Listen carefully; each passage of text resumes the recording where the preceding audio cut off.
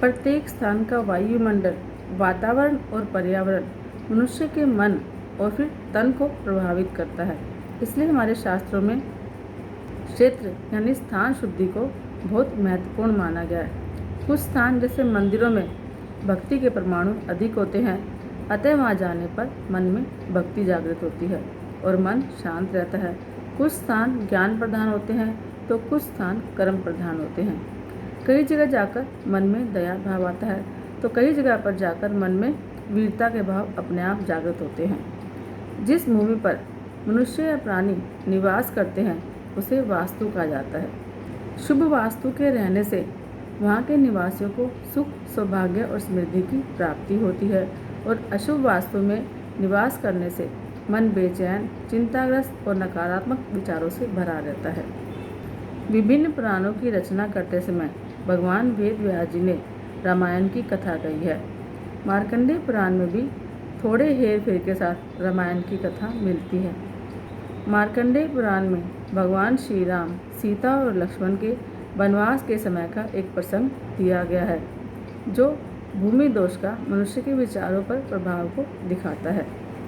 वनवास काल में श्री राम, लक्ष्मण और जानकी जी विभिन्न वनों में भ्रमण कर रहे थे। एक दिन उन्होंने एक ऐसे वन में प्रवेश किया जहाँ जाने के बाद लक्ष्मण जी के मन में थोड़ा कुभाव आ गया। वे मन में विचार करने लगे कि माता कैकेयी ने श्री राम को वनवास दिया है, मुझे वन में भटकने की क्या आवश्यकता है। मैं अयोध्या वापस चला जाऊं और मेरी पत्नी उर्मिला वहाँ पर है, मैं भी वहाँ जाकर सुख भोगूं। राम जी के पीछे भटकने में मुझे कोई लाभ नजर नहीं आता। प्रभु श्री राम भाप गए कि लक्ष्मण जी का मन आज व्यथित है और बिगड़ा हुआ नजर आ रहा है। उन्होंने लक्ष्मण जी को आज्ञा दी कि लक्ष्मण, इस क्षेत्र की थोड़ी सी मिट्टी ले लो और अपने पास पोटली में डालकर रख लो। लक्ष्मण जी ने श्री राम की आज्ञा मानकर थोड़ी सी मिट्टी ली और उसकी पोटली बनाकर अपने पास रख ली।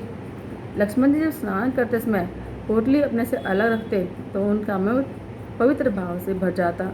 उनके मन में यह भाव रहता कि श्री राम जी प्रत्यक्ष परमात्मा है और सीता जगजननी है। इनकी सेवा करने से ही मेरा जीवन सफल होगा। सांसारिक भोगों में कोई सुख नहीं है।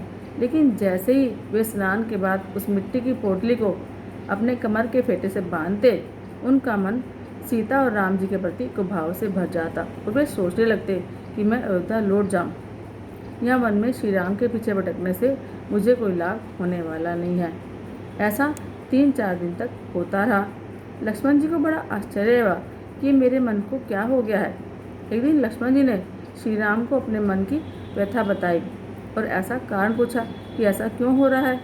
श्री राम जी ने कहा कि लक्ष्मण, इसमें तुम्हारा कोई दोष नहीं है, यह यहाँ की मिट्टी का प्रभाव है। इस मिट्टी में दोष है, तुम इस मिट्टी को फेंक दो। जिस भूमि में जो काम होता है उसके परमाणु उस भूमि में और उस क्षेत्र में और उस वातावरण में मिल जाते हैं। अब मैं तुम्हें वह कारण बता रहा हूँ जिसके कारण तुम्हारे मन में मेरे लिए कुभाव आता है। सुंद और उपसुंद नामक 2 भाइयों की कथा। पूर्व काल में सुंद उपसुंद नाम के 2 राक्षस सगे भाई थे। उन्होंने उग्र तपस्या करके ब्रह्मा जी को प्रसन्न किया।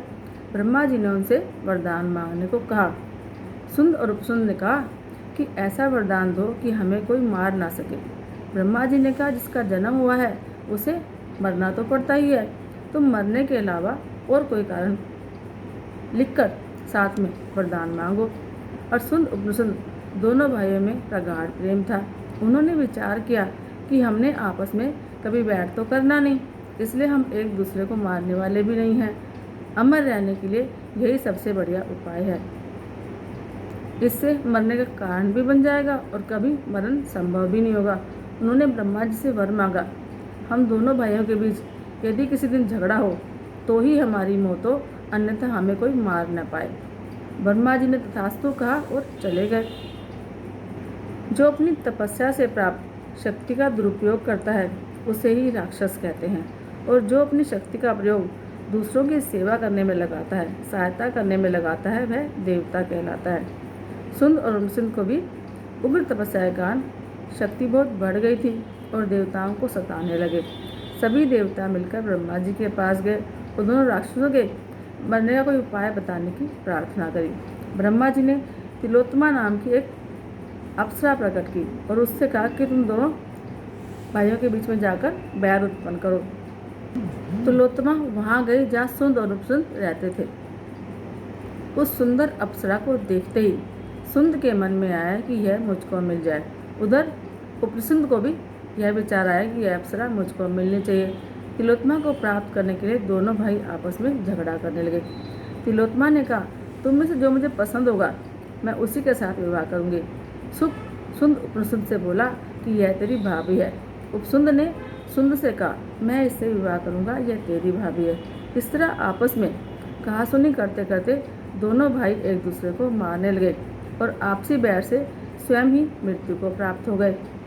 श्री राम ने लक्ष्मण जी से कहा कि यह वही भूमि है जहाँ सुंद और उपसुंद आपस में युद्ध करके मरे थे। इसलिए इस भूमि में बैर के संस्कार हैं। भूमि दोष का असर मनुष्य के मन पर पड़ता है।